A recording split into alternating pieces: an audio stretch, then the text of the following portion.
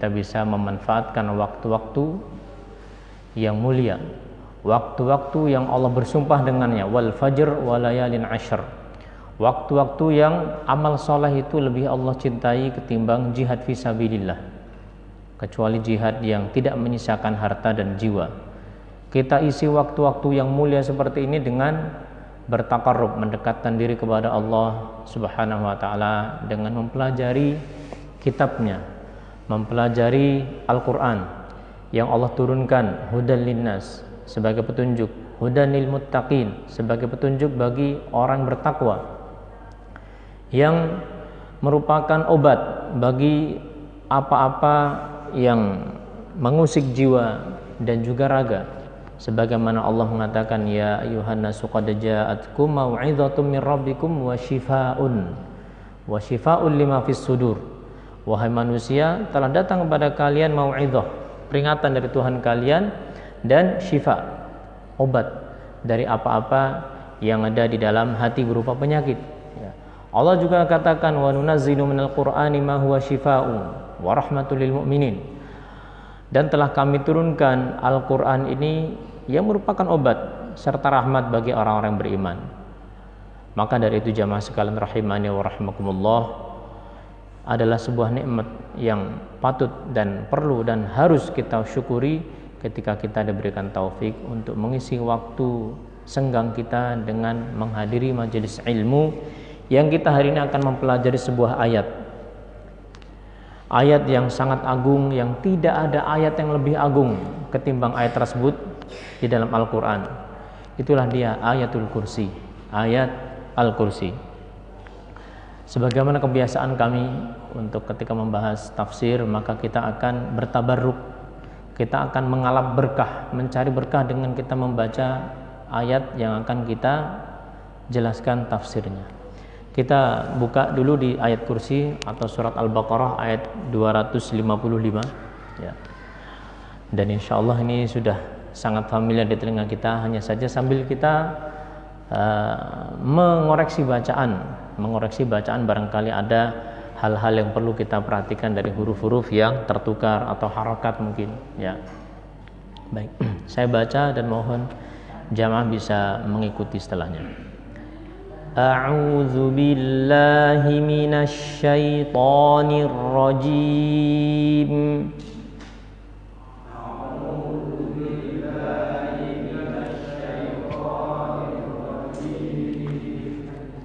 Allahu la ilaha illa huwal hayyul qayyum.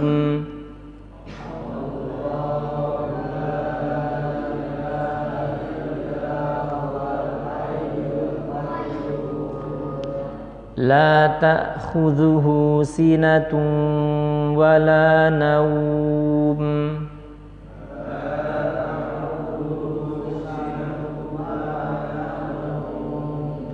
Lahu ma fis samawati wa ma fil ard.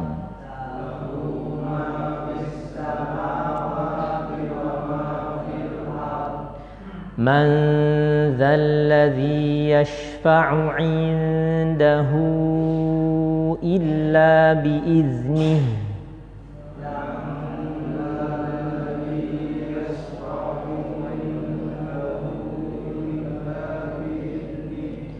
Ya'lamu ma baina aydihim wa ma khalfahum.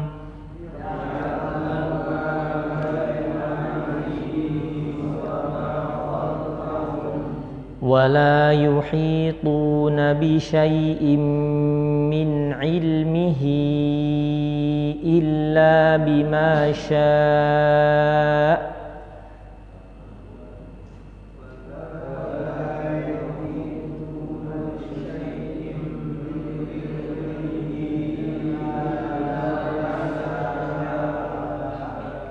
Wasi'a kursiyyuhu as-samawati wal ard.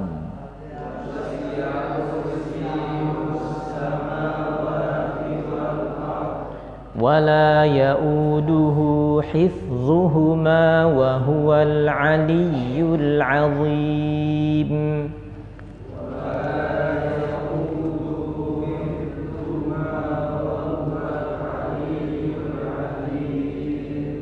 Barakallahu fiikum. Ma'asyiral muslimin, jamaah sekalian rahimani wa rahimakumullah. Ya, sedikit tanbih saja ya. Jadi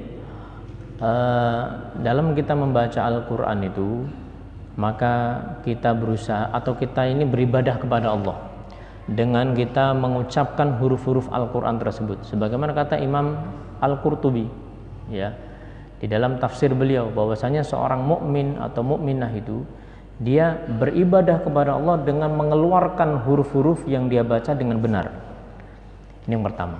Kemudian yang kedua ya, bahwa dahulu Allah Subhanahu wa taala atau Allah memfirmankan, mewahyukan kepada malaikat Jibril alaihi salam, berucap kalam ya, berbicara kepada malaikat Jibril itu dengan tata aturan dalam membaca Al-Qur'an, misalnya dengan tajwid ya. Demikian juga malaikat Jibril alaihi salam sampaikan kepada Nabi Muhammad sallallahu alaihi wasallam dengan tajwid, Nabi Muhammad kepada para sahabat dengan tajwid. Makanya Imam Ibnul Jazari mengingatkan bahwa berucap atau membaca Al-Quran dengan tajwid itu wal akhdhu bit tajwidi hatmul lazimu, itu suatu keharusan. Malam yusahhihil Qur'ana athimu, barang siapa yang tidak membetulkan bacaannya bisa jadi dia berdosa. Li'annahu bihil ilahu anzala, karena dengan tajwid itulah Allah turunkan Al-Quran. Wa hakadha minhu ilaina wasala, dan seperti itulah sampai kepada kita. Maka kalau kita ingin mendapatkan keutamaan, membaca satu huruf mendapatkan 10 kebaikan ya, maka mestilah kita itu bersemangat untuk membenarkan dan membetulkan bacaan Al-Quran kita. Jangan sampai misalnya seseorang membaca seperti ini ya, dia mengubah hurufnya dan itu merusak makna. Allahu la ilaha illa huwal hayyul qayyum. Hayyul, karena sudah terbiasa dengan hafalan yang sudah dihafal bertahun-tahun dan tidak dia koreksi lagi ya. Contoh misalnya umpamanya ya'lamu ma baina aydihim, baina itu nambah satu huruf ya. Maka dari itu, sebagaimana kita akan mempelajari tafsir daripada ayat ini, maka kita juga memberikan perhatian pada bagaimana cara membaca ayat yang akan kita jelaskan tafsirnya. Nah, ini adalah ayat kursi yang merupakan seagung-agung ayat di dalam Al-Quran. Saya akan bacakan dulu apa yang dibawakan oleh penyusun tafsir Al-Mukhtasar, yang merupakan tafsir kontemporer yang bagus, ringkasan sifatnya, seperti namanya Al-Mukhtasaru fi Tafsiril Qur'anil Karim, ringkasan dalam tafsir Al-Qur'anil Karim. Di sini penyusunnya mengatakan, Allahul ladzi la ilaha yu'badu bihaqqin illahu wahdahu duna siwahu. Allahu la ilaha illah, Allah yang tidak ada ilah yang yu'badu disembah bihaqqin dengan benar, illahu kecuali Allah, kecuali dia, wahdahu duna siwah saja, Allah saja dan tidak selainnya. Al-hayyu hayatan kamilatan la mauta fiha wala naqsa wala nuqsan, yang maha hidup,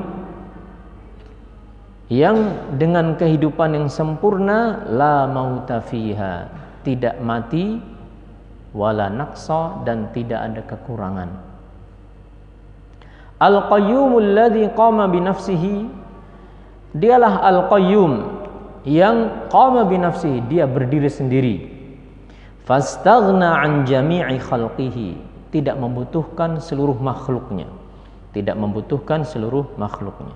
Wa bihi qamat jami'ul makhluqat fala tastaghni anhu fi kulli ahwaliha, dan dengan pertolongan Allah lah maka seluruh makhluk ini tegak berdiri ya, maka mereka tidak bisa melepaskan dari kebutuhan terhadapnya, terhadap Allah dalam seluruh keadaannya, seluruh keadaan mereka. La ya'khudhuhu nu'asun wala naumun, Allah tidak dihinggapi ngantuk dan tidak tidur. likamali hayatihi wa qayyumiyatihi, karena kesempurnaan kehidupannya serta pengurusannya terhadap yang lain. Lahu wahdahu mulku ma fis samawati wa ma fil ard, milik Allah sajalah kerajaan yang ada di langit maupun yang ada di bumi. La yamliku ahadun an yashfa'a indahu li ahadin illa ba'da iznihi wa ridah. Tidak ada yang bisa memberikan syafaat di sisi Allah melainkan setelah Allah izinkan, dan itu hanya bagi yang Allah ridhai. Ya'lamu ma madha min umuri khalqihi mimma waqa'a, Allah mengetahui apa-apa yang telah terjadi dari perkara-perkara hambanya. Wa ma yastaqbilunahu mimma lam yaqa', Allah juga mengetahui apa-apa yang belum terjadi dari perkara-perkara hambanya.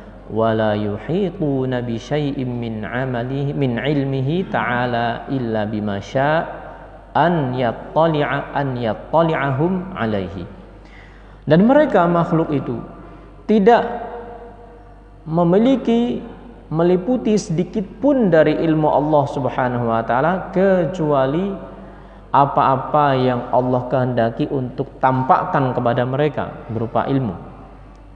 Ahata kursiyuhu, kursi Allah itu meliputi. Wa huwa maudhi'u qadamai ar-rabb, yang kursi ini sejatinya merupakan tempat kedua telapak kaki Tuhan Allah ar-rabb. Bis samawati wal ard ala sa'atihima wa 'idhamihima, meliputi kursi Allah itu, ya, kursi Allah itu meliputi langit dan bumi karena saking luasnya dan saking besarnya. Wala yuthqiluhu aw yashqu 'alaihi hifdhuhuma, Allah tidak terepotkan, tidak kesusahan untuk menjaga langit dan bumi. Wa huwal 'aliyyu bi dzatihi wa qadrihi wa qahrihi, dialah Allah yang maha agung maha tinggi secara zatnya, kadar serta kekuasaannya. Al-'azimu fi mulkihi wa sultanihi, yang maha agung di dalam kerajaan serta kekuasaannya. Ini ringkasan dari tafsir surat atau tafsir ayat Al-Kursi, ya. Jamaah sekalian rahimani wa rahimakumullah, di sini ada sebuah buku risalah berjudul Ayatul Kursi wa Barahinut Tauhid. Ayat kursi dan bukti-bukti tentang ketauhidan di dalamnya. Ya. Jadi ini disusun oleh Syekh Abdul Razak Ibn Abdul Muhsin Al-Badr. Di dalam risalah ini, ya, yang akan kita bahas, Syekh ini menyebutkan tentang ayat kursi berikut dengan keutamaan-keutamaannya serta kenapa dia memiliki keutamaan tersebut, ya. Sebagaimana diriwayatkan dalam hadis yang dibawakan oleh sahabat Ubay ibnu Ka'ab radhiyallahu anhu, ya. Ubay bin Ka'ab, di mana Imam Muslim meriwayatkan dari beliau, qala Rasulullah sallallahu alaihi wasallam, suatu kali Rasulullah sallallahu alaihi wasallam pernah bersabda kepada Ubay. Ubay itu siapa? Ubay itu seorang sahabat di antara sahabat-sahabat Nabi yang dia memiliki keistimewaan yang tidak dimiliki yang lain. Ubay bin Ka'ab itu dia adalah seorang ahli Al-Quran, ya, ahli ilmu, ahli fikih dari kalangan sahabat. Dia adalah salah satu di antara sahabat yang Rasulullah SAW pernah Allah perintahkan untuk membacakan Al-Quran, ya. Sampai-sampai Ubay ini saking terharunya dia bertanya, Allahu sammani lak, ya Rasulullah, apakah Allah menyebut nama saya, ya, ketika dia memerintahkan Anda untuk membacakan Al-Quran kepada saya? Allahu sammani laka? Qal Allahu sammaka li. Ya, Allah menyebut namamu. Allah menyebut namamu. Qal faja'ala Ubayyun yabki. Maka Ubay pun menangis karena begitu terharu dan tersanjung serta bahagia, gembira. Kenapa? Rabbul Alamin menyebut namanya agar Rasulullah membacakan Al-Quran kepadanya. Nah, Ubay ini berkata, beliau pernah ditanya oleh Rasulullah sallallahu alaihi wasallam, "Ya Abal Munzir, atadri ayyu ayatin min kitabillahi ma'aka a'zam?" Wahai Ubay, wahai Abul Munzir, itu kunyahnya. Tahukah engkau ayat apa di dalam Al-Quran yang paling agung? Ayat. Nabi bertanya ayat. Ya. Qal qultu wa rasuluhu a'lam. Aku pun menjawab, Allah dan Rasulnya yang lebih tahu. Ya. Ternyata Nabi mengulang lagi pertanyaannya. Atadri ayyu ayatin min kitabillahi ma'aka a'zam? Tahukah engkau ayat apa yang paling agung dalam Al-Quran? Maka Ubay faham, oh memang Rasulullah ingin bertanya. Maka Ubay pun mengatakan, qultu Allahu la ilaha illa huwal hayyul qayyum. Ayatul Kursi. Aku pun menjawab ayat Kursi, ya. Allahu la ilaha illa huwal hayyul qayyum. Qal, lantas kata Ubay, fadaraba fi sadri wa qal wallahi liyahnikal ilmu Abal Munzir. Maka Rasulullah sallallahu alaihi wasallam pun menepuk dadaku, kata Ubay, ya. Seraya mengatakan, demi Allah, semoga ilmumu tentang ayat yang paling agung di dalam Al-Quran itu membuatmu bahagia. Ya. Baik. Nah, ini salah satu di antara hadis yang menjelaskan tentang keagungan ayat kursi ini. Nah, di sana ada keterangan tentang keagungan daripada ayat ini, ya, yang patut untuk menjadikan perenungan dan juga pembahasan kita. Kenapa ayat kursi itu memiliki kedudukan yang begitu agung? Ya. Ternyata jamaah sekalian rahimani wa rahimakumullah, kalau kita lihat ayat-ayat yang memiliki keutamaan atau surat yang memiliki keutamaan khusus, itu mereka memiliki ada kesamaan. Contoh misalnya surat Al-Fatihah yang sudah pernah kita bahas. Surat Al-Fatihah itu adalah seagung-agung surat di dalam Al-Quran, ya. Contoh yang lain, surat Al-Ikhlas yang Rasulullah sallallahu alaihi wasallam mengatakan apa? Ta'dilu thulutsal Quran. Surat Al-Ikhlas itu setara dengan sepertiga Al-Quran. Nah, ini menunjukkan bahwa kandungan dari tiga surat atau surat atau ayat tadi itu tidak sama dengan ayat-ayat ataupun surat yang lain. Nah, apa kesamaannya? Kesamaannya adalah bahwa di dalam ketiga surat ini, khususnya ayat kursi, ya, ketiga ayat ini, khususnya ayat kursi, itu terkandung perkara tauhidullah, pengesaan kepada Allah Subhanahu wa taala, ya.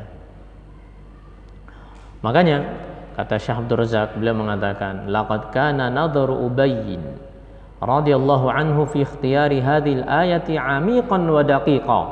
Ada enggak tauhidullah? Oh, ada. Ya, bismillahirrahmanirrahim. Ayat pertama saja itu sudah menunjukkan tauhid. Kita meminta pertolongan, kan itu, bismillah. Minta pertolongan kepada siapa? Hanya kepada Allah. Surat Al-Ikhlas, qul huwallahu ahadun. Allah itu esa. Tauhid bukan? Tauhid. Maka dari itu surat ataupun ayat yang di situ ada keutamaan, maka kesamaan mereka adalah membahas tentang perkara tauhidullah, tentang perkara tauhidullah. Baik.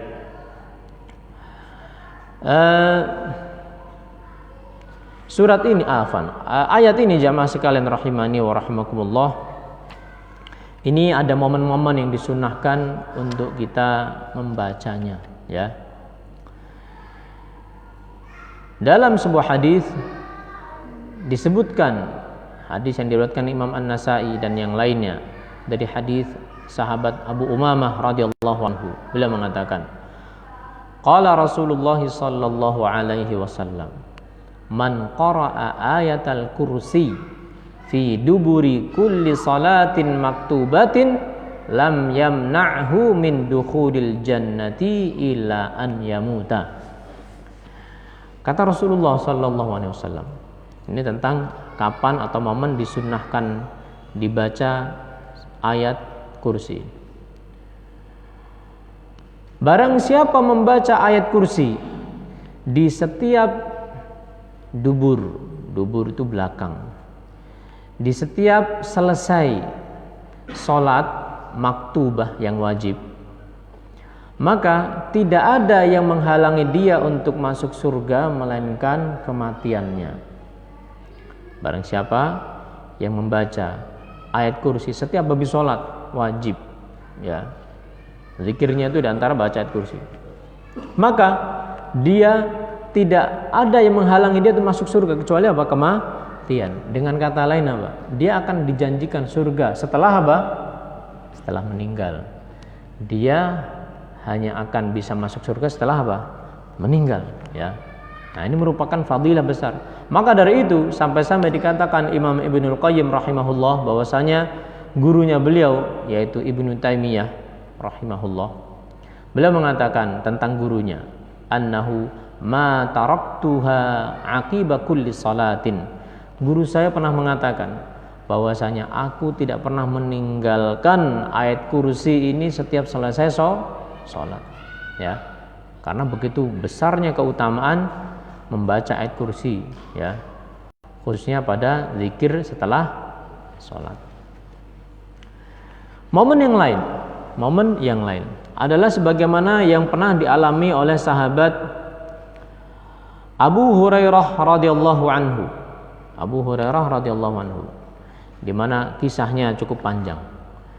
Singkatnya begini, Rasulullah sallallahu alaihi wasallam memasrahkan Abu Hurairah untuk menjaga zakat. Kemudian di suatu malam datanglah seseorang, ya. Kemudian dia mengais-ngais makanan zakat tersebut. Maka aku pun menangkap dan aku katakan kepada orang ini, kata Abu Hurairah, demi Allah aku akan adukan engkau kepada Rasulullah sallallahu alaihi wasallam. Lantas orang ini mengatakan, sesungguhnya aku ini sangat butuh dan aku punya keluarga yang banyak, ya. Maka kata Abu Hurairah, aku pun melepaskannya, aku lepaskan orang ini. Ketika keesokan harinya Rasulullah sallallahu alaihi wasallam bertanya, wahai Abu Hurairah, ma fa'ala asirukal barihah? Apa yang dilakukan tawananmu itu semalam? Ya, Nabi tahu ternyata. Aku pun mengatakan, ya Rasulullah, dia mengadukan tentang kebutuhannya dan juga keluarganya. Aku pun mengasihaninya, lantas aku lepaskan dia. Maka apa jawab Nabi? Ya, ama innahu qad kadzabaka wa saya'ud. Dia itu bohong. Nanti balik lagi dia. Nanti balik lagi. Maka malam yang selanjutnya Abu Hurairah pun yakin orang ini akan balik lagi karena Rasulullah sudah mengkabarkannya. Maka baliklah orang ini. Ternyata balik dan betul. Maka ditangkap oleh Abu Hurairah dan diancam, aku akan adukan engkau kepada Rasulullah, ya. Maka orang ini membuat alasan lagi, sesungguhnya aku butuh dan keluarga saya, ya, keluarga saya banyak, saya tidak akan balik lagi, kata orang ini. Malam yang kedua akhirnya pun aku lepaskan dia. Keesokan harinya Rasulullah sallallahu alaihi wasallam mengatakan hal yang sama, bahwasanya dia itu bohong dan nanti akan balik lagi. Yang ketiga, benar, malam yang ketiga ditunggu oleh Abu Hurairah radhiyallahu anhu. Maka datanglah orang ini dan mengais-ngais makanan lagi. Ditangkap, kemudian Abu Hurairah mengatakan, ya, yang ketiga ini, aku benar-benar akan adukan engkau kepada Rasulullah sallallahu alaihi wasallam dan ini sudah kesempatan yang ketiga, sudah 3 kali, ya. Engkau bilang engkau tidak kembali, ternyata engkau kembali. Lantas orang ini mengatakan, da'ni u'allimuka kalimatin yanfa'ukallahu biha. Lepaskan aku. Aku akan ajarkan kepadamu kalimat yang Allah akan berikan manfaat kepadamu dengan kalimat tersebut. Kalimat yang bermanfaat. Abu Hurairah bertanya, apa itu? Kata orang ini, idza awaita ila firashika faqra ayatal kursi, Allahu la ilaha illa huwal hayyul qayyum, hatta takhtimal ayah. Kalau engkau hendak tidur, ya, hendak menuju tempat tidurmu, maka bacalah ayat kursi, ya, hatta takhtimal ayah, sampai selesai. Fa innaka lan yazala 'alaika minallahi hafizun. Kalau engkau lakukan itu, engkau senantiasa akan mendapatkan penjaga dari Allah. Ada penjaga dari Allah. Wala yaqrabannaka syaitan. Syaitan sekali-kali tidak akan bisa mendekatimu hatta tusbih, sampai pagi, sampai subuh. Fa khallaitu sabila, aku pun lepaskan orang ini yang ketiga. Nah, esok harinya Rasulullah sallallahu alaihi wasallam bertanya, ya, apa yang dilakukan? Abu Hurairah cerita demikian. Untuk kali yang ketiga ini Rasulullah sallallahu alaihi wasallam mengatakan, ya, ama innahu qad sadaqaka wa huwa kadzubun. Kalau sekarang ini dia jujur itu. Dia benar ngomongnya kepadamu. Padahal dia itu tukang tipu-tipu. Dia kadzub, tukang dusta. Ta'lamu man tukhatibu munzu thalathi layalin ya Aba Hurairah. Kamu tahu tidak yang kamu ajak ngomong itu, ya, selama 3 malam itu? Lah, aku nggak tahu, ya. Dzaka syaitanun, itu setan. Itu setan, ya. Merinding. Ya enggak. Kenapa? Karena sebenarnya syaitan itu pada asalnya dia lemah, ya. Lemah, dan dia itu apa? Bisanya memberikan waswasah, memberikan waswas itu apa namanya? Yuwaswisu fi sudurinas, meniupkan waswas ke dalam dada atau hati manusia. Itu setan yang bentuk apa? Jin. Yang lebih susah, yang lebih berbahaya itu setan manusia. Minal jinnati wan nas. Kalau setan manusia, Pak, kita bacakan ayat kursi, nggak pergi. Bisa jadi malah dia balik baca, benar, ya, karena setan manusia itu, ya, itu lebih berat urusannya. Makanya Allah Subhanahu Wa Taala mendahulukan penyebutan setan dari jenis manusia sebagai musuh dari kalangan musuhnya para nabi. Wa kadzalika ja'alna likulli nabiyyin aduwan syayatinal insi wal jinni, di surat Al-A'raf. Yang artinya, dan demikianlah kami jadikan untuk setiap nabi itu ada musuh. Musuhnya siapa? Syayatinal insi wal jin. Setan-setan dari kalangan manusia dan jin, ya. Karena setan manusia itu dia lihai, tidak mempan untuk dibacakan Al-Qur'an, Al-Fatihah, enggak pergi dia, ya. Baik, ini yang kedua. Sebenarnya kisah yang mirip juga pernah terjadi pada sahabat Ubay bin Ka'ab itu sendiri, ya. Dikisahkan, dan ini faedah atau momen disunnahkan membaca ayat kursi, yaitu ketika zikir pagi dan petang. Zikir pagi dan petang. Zikir pagi itu kapan mulainya? Zikir pagi itu mulai tulu'ul fajr, ketika terbit fajar, itulah, ya. Sebagian ulama mereka mengatakan setelah terbit matahari, tetapi pendapat yang lebih akrab, lebih dekat kepada kebenaran adalah ketika terbit fajar, ya. Jadi kalau misalnya menunggu waktu qomat itu sudah bisa zikir pagi. Sudah bisa zikir pagi. Zikir sore itu mulai kapan? Mulai ba'da asar, ya. Demikian juga ada mengatakan ba'da ghurubis syams, setelah terbenam matahari. Sekarang masih boleh. Baik. Di antara zikir pagi dan sore itu ada ayat kursi. Nah, ini berdasarkan sebuah hadis yang dibawakan dan disahihkan oleh Syekh Al-Albani dalam Sahihul Jami', dalam Sahih Targhib wa Tarhib.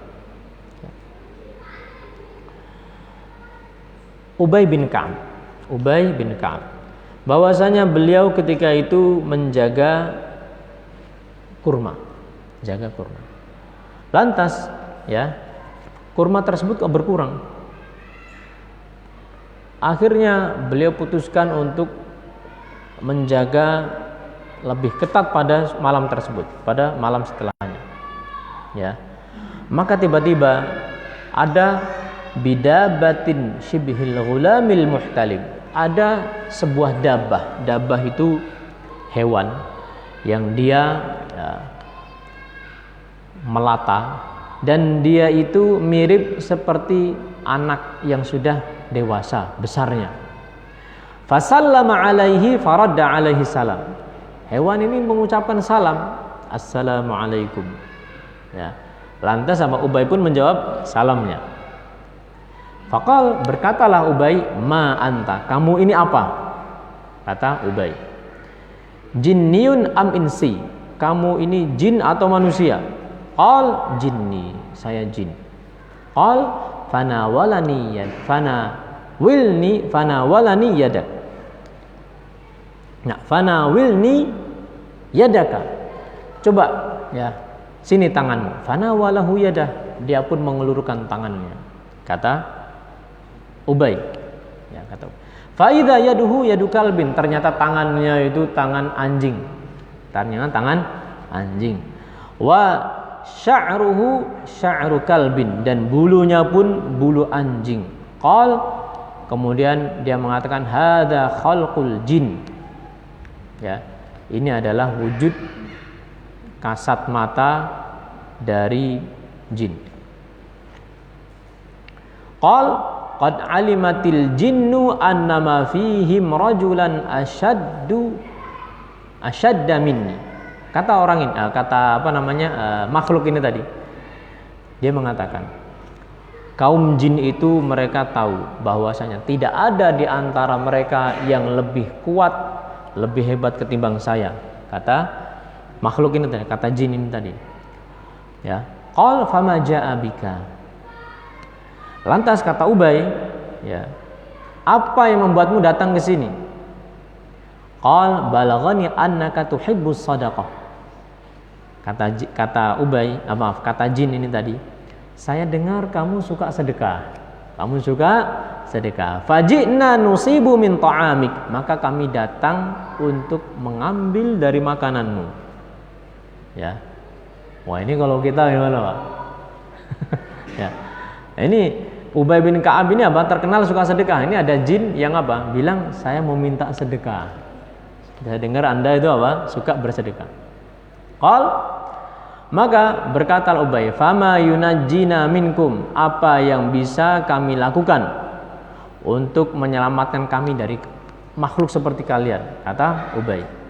Qal hadhil ayatul lati fi suratil Baqarah. Kalau kalian wahai manusia ingin selamat dari seperti kami ini, kata jin ini, ya, maka bacalah surat Al-Baqarah. Maksudnya Allahu la ilaha illa huwal hayyul qayyum, ayat kursi. Man qalaha hina yumsi ujira minna hatta yusbih.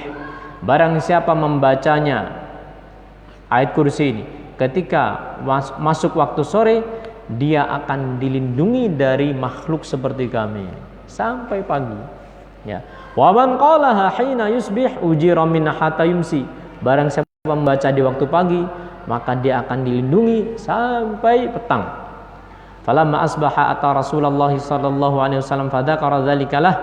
Ketika esok harinya Ubay pun melaporkan kepada Rasulullah sallallahu alaihi wasallam, lantas Nabi mengatakan, komennya Nabi ini, shadaqal khabithu. Ya, si buruk itu telah berkata jujur. Maksudnya jin atau syaitan itu dia jujur itu. Ya, hadis ini riwayat Imam An-Nasa'i. Maka dari itu inilah 8 momen, ya, yang disunnahkan untuk kita membaca ayat kursi. 8 itu kapan, Pak? Pertama, pagi, kedua petang, ketiga hendak tidur. Ya, yang kelima apa? Lima berapa?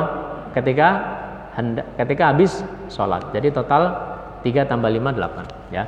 Itulah 8 momen yang kita disunahkan untuk menjaga zikir kita, khususnya apa? Zikir ayat kursi. Zikir ayat kursi.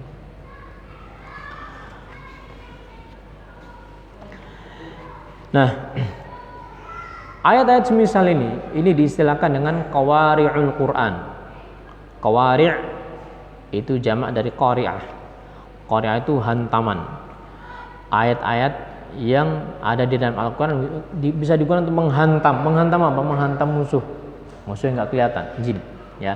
Semisal juga surat Al-Baqarah secara umum atau akhir surat Al-Baqarah. Ya. Demikian juga surat-surat semisal surat Al-Fatihah, ya, dan yang lainnya. Nah, akan tetapi jamaah sekalian rahimani wa rahimakumullah,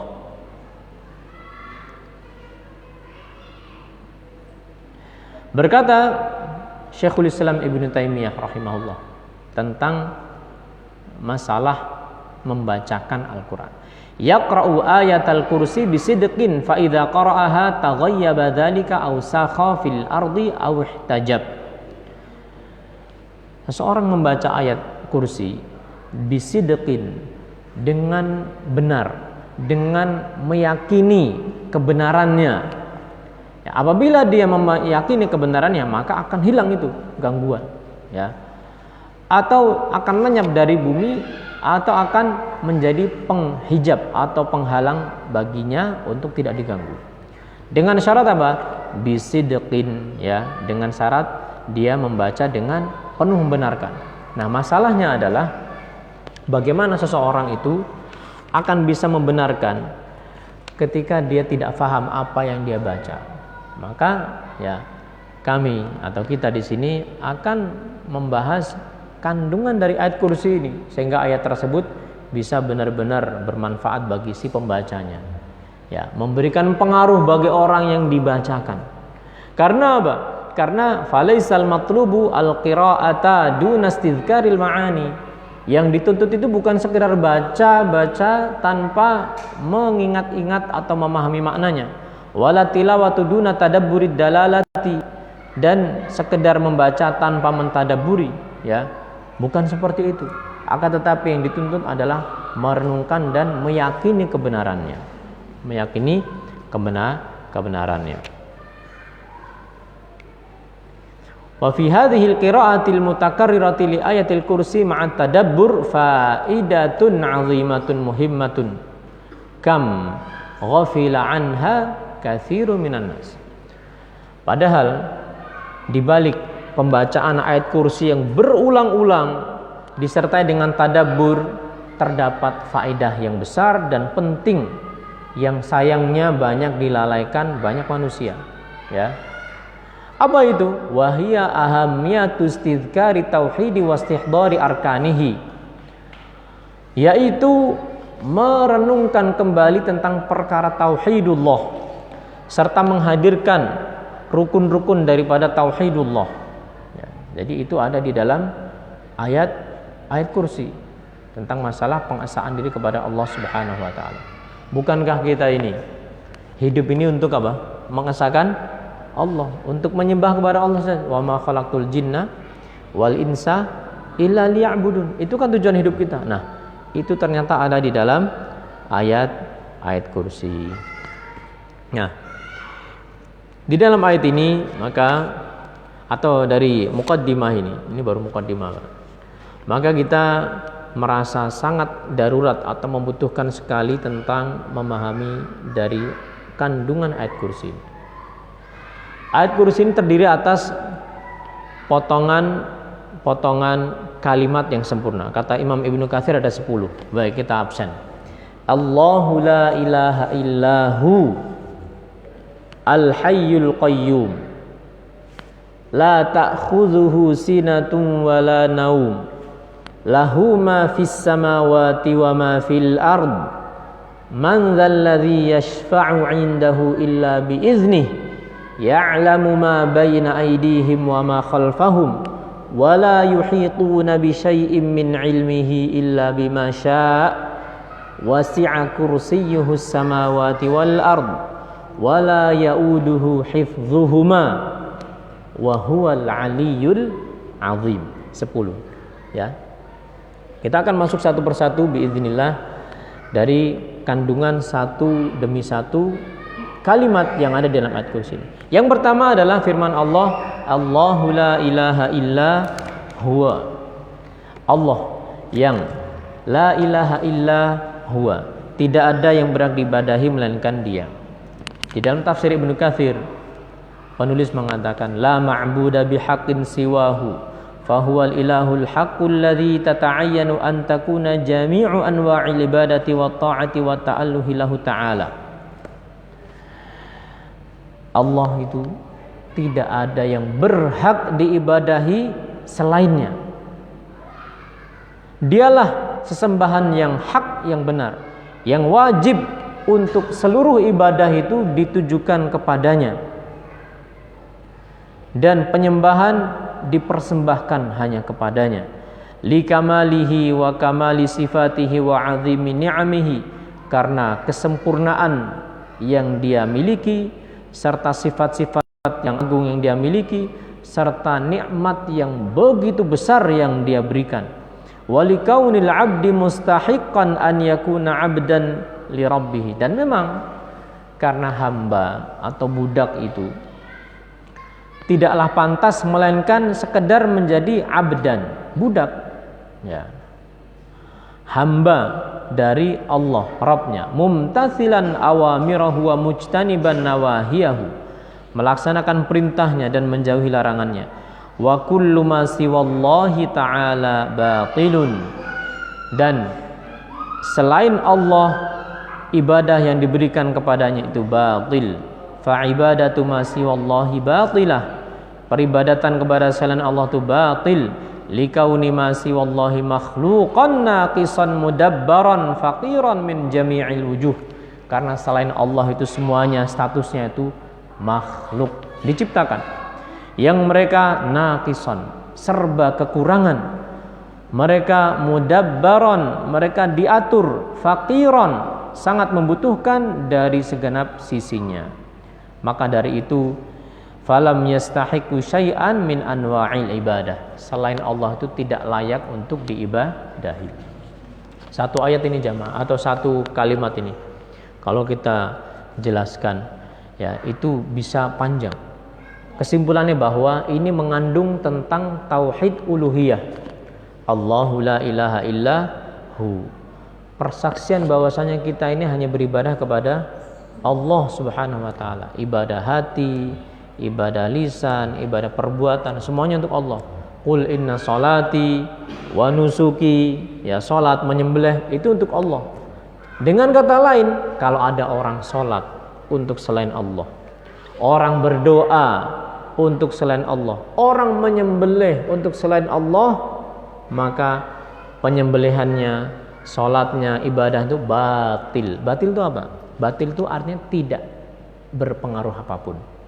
Ya. Jadi kalau misalnya ada orang berdoa, misalnya berdoa kepada selain Allah, hakikatnya yang dimintai itu apa? Yang dimintai itu nggak bisa ngasih, nggak bisa ngasih. Ya. Waman adallu mimma yad'u min dunillahi man la yastajibu lahu ila yaumil qiyamah wa hum an du'aihim ghafilun. Kata Allah, maka tidak ada yang lebih sesat ketimbang orang yang mereka meminta, berdoa kepada selain Allah, padahal yang dimintai itu apa? Ghafilun, enggak ngeh sama sekali. Allah katakan, in tad'uuhum la yasma'u du'aakum, kalau engkau doa kepada selain Allah, ya, la yasma'u du'aakum, mereka tidak mendengar. Orang meminta kepada yang sudah meninggal itu nggak dengar, orang sudah meninggal itu nggak dengar. Ya. Walau sami'u, kalaupun mereka bisa dengar, mastajabu lakum, mereka nggak bisa ngasih, tidak bisa mengijabah. 2. Wa yaumal qiyamati yakfuruna bisyirkikum. Hari kiamat kelak dia akan memusuhi kalian dengan sebab perbuatan syirik. Ya, mereka akan berlepas diri. Oh, kami nggak mau dianggap sebagai Tuhan. Nanti kalau hari kiamat mereka sama-sama apa? Saling berlepas diri. Iz tabarra'al ladzina tubi'u minal ladzina taba'u. Ketika orang yang diikuti itu akan berlepas diri, nggak mau cawe-cawe terhadap orang-orang yang selama ini di dunia itu apa? Mereka begitu mengagungkannya. Ya, hari kiamat itu mereka nggak akan ikut-ikutan. Ya. Wala yunabbi'uka mithlu khabir. Kata Allah, tidak ada yang bisa mengkhabarkan kepada kalian melainkan Allah dalam urusan seperti ini. Jadi, ya kesimpulannya, peribadatan kepada selain Allah itu batil. Tidak boleh kita beribadah kepada selain Allah. Siapapun itu dan apapun. Ya. Tidak terkecuali beribadah kepada orang-orang atau makhluk yang Allah muliakan. Siapa yang paling dimuliakan oleh Allah? Makhluk, Pak. Siapa? Rasulullah. Kan gitu. Makhluk yang paling agung, paling mulia adalah Rasulullah Muhammad sallallahu alaihi wasallam. Tidak ada yang lebih mulia ketimbang beliau. Apa kata beliau? Beliau berpesan kepada kita semuanya. Idza sa'alta fas'alillah. Kalau kamu minta itu minta sama Allah. Ya. Wa idza sta'anta, kalau kamu minta tolong fasta'in billah. Minta tolong sama Allah. Ya. Beliau manusia biasa. Rasulullah manusia biasa. Tidak boleh disembah. Tidak boleh dimintai doa. Tidak boleh dilempari kertas yang isinya doa, minta ini, minta itu. Enggak boleh minta kepada Rasulullah. Tidak boleh bersujud kepada Rasulullah sallallahu alaihi wasallam. Enggak boleh. Apa kata Allah? Qul innama ana rasulukum. Katakanlah wahai Rasul, aku ini kalian juga. Yuha ilayya. Hanya saja aku mendapatkan wahyu. Dah itu saja. Jadi Rasul kita ini manusia juga. Nabi makan, Nabi minum, Nabi wafat. Ya, Nabi juga membutuhkan yang lain. Nabi tidak tahu hal yang gaib. Nabi enggak tahu hal yang gaib. Ya. Wah, buktinya terlalu banyak untuk disebutkan bahwasanya Nabi itu enggak tahu hal yang gaib. Terlalu banyak sekali. Peperangan itu Nabi juga terluka, enggak pakai ilmu kebal dan yang lain. Nah, ini kita berbicara tentang Nabi Muhammad sallallahu alaihi wasallam. Kalau Nabi saja tidak boleh seseorang itu kemudian beribadah berdoa, maka apalagi makhluk yang di bawah Nabi sallallahu alaihi wa ala alihi wasallam. Jamaah sekalian rahimani wa rahimakumullah, ya sudah masuk waktu Isya, kita azan dan kita salat. Setelahnya mungkin kita lanjutkan sedikit Pak ya pada Isya biiznillah. Subhanakallahumma bihamdika asyhadu an la ilaha illa anta astaghfiruka wa atubu ilaik. Walhamdulillahirabbil alamin. Assalamualaikum warahmatullahi wabarakatuh.